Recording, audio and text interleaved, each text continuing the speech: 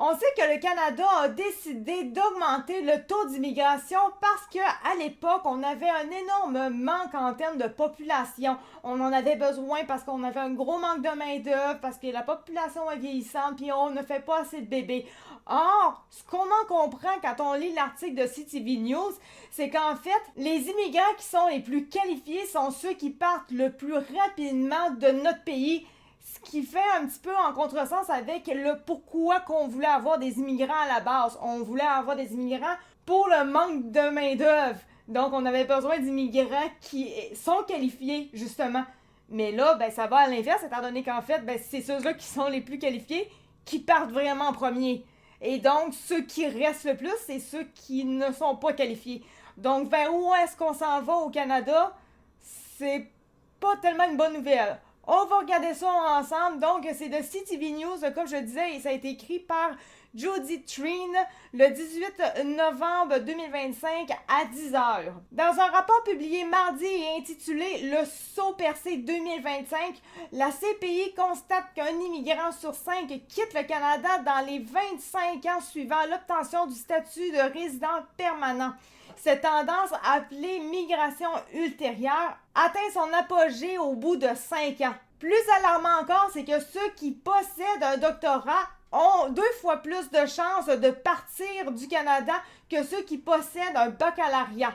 Ce risque est multiplié par 3 lorsque les immigrants sont confrontés à des perspectives d'emploi sans augmentation de salaire. Daniel Bernard, le directeur général de l'Institut, affirme que le scepticisme croissant à l'égard de l'immigration entraîne une diminution des talents, ce qui, selon lui, nuira à la capacité du Canada de relever ses défis économiques actuels. Comme l'a déclaré M. Bernard dans l'entrevue de CTV News, ce sont ces personnes qui ont construit exactement ce genre de choses. Donc, on parle ici de chemin de fer, d'infrastructures, des projets de logement dans d'autres pays et elles le feront mieux, encore plus vite et à moindre coût. Ce sont elles qui peuvent nous aider à rattraper notre retard. Si nous perdons ces personnes, nous perdons une expertise essentielle à la réussite du Canada. Dans son rapport annuel 2025 au Parlement sur l'immigration, le gouvernement fédéral a choisi de stabiliser le nombre d'admissions de résidents permanents à 380 000 pour les 3 prochaines années, soit jusqu'en 2028. L'Institut prévoit que si la tendance actuelle qu'on a en termes de migration reste comme elle est en ce moment, 20 241 immigrants quitteront le Canada d'ici 2031. Donc, je ne sais pas si vous comprenez ce que la réalité, c'est que si ça continue en termes de migration, donc des gens qui sont ici de façon illégale, eh bien, ça va littéralement faire partir les immigrants, ceux-là qui sont ici de façon légale. Ce qui est quand même vraiment très grave. Les personnes les mieux placées pour nous aider à atteindre nos objectifs tels que nous les avons définis sont celles qui partent le plus vite. M. Bernard déclare qu'il ne s'agit pas seulement du coup moral de faire de fausses promesses à un immigrant talentueux, mais aussi d'un sabotage volontaire évitable.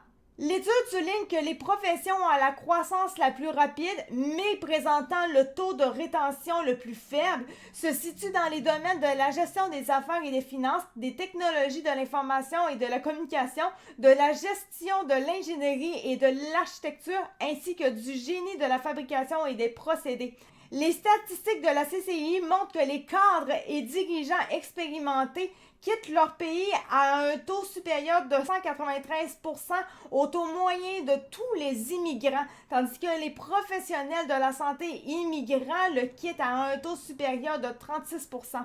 Pour faire les analyses, l'Institut a utilisé les données de la base de données longitudinale de Statistique Canada, qui relie les données sur l'immigration aux données fiscales personnelles. L'échantillon comprend les personnes ayant obtenu la résidence permanente entre 1982 et 2020.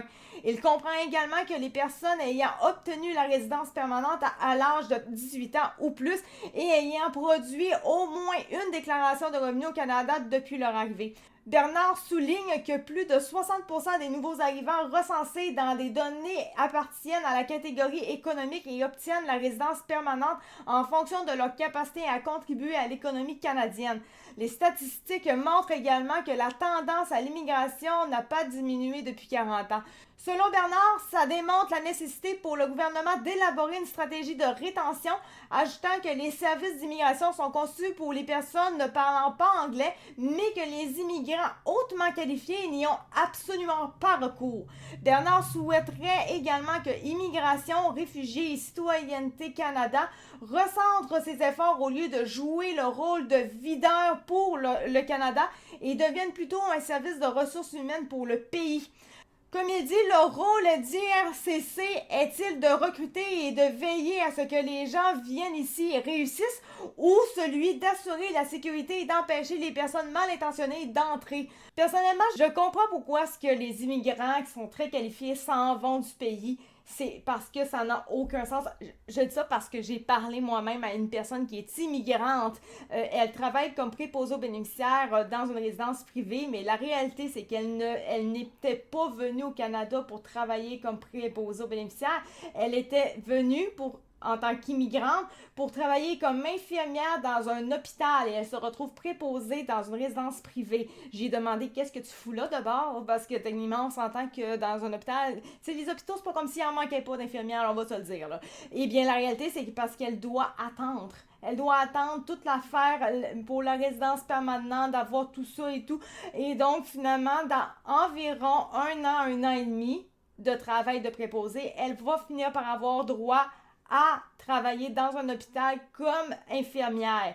Mais d'ici le temps qu'elle passe par toutes les affaires d'immigration et tout, qu'elle soit acceptée, etc., je sais pas toutes les choses qu'il faut, mais en tout cas, bref, pour avoir sa résidence permanente, ça va prendre un an et demi avant qu'elle puisse travailler comme infirmière. Donc, rendue là, et elle est écœurée, là.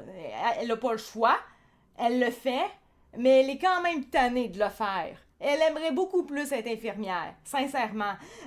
Donc, rendu là, je comprends pourquoi est-ce que les personnes qui sont qualifiées s'en vont en premier le plus vite du Canada, parce qu'ils ne font pas réellement ce qu'ils voudraient faire. Ils sont qualifiés, mais le Canada fait en sorte quasiment qu'ils s'en aillent parce qu'ils les écœurent, littéralement.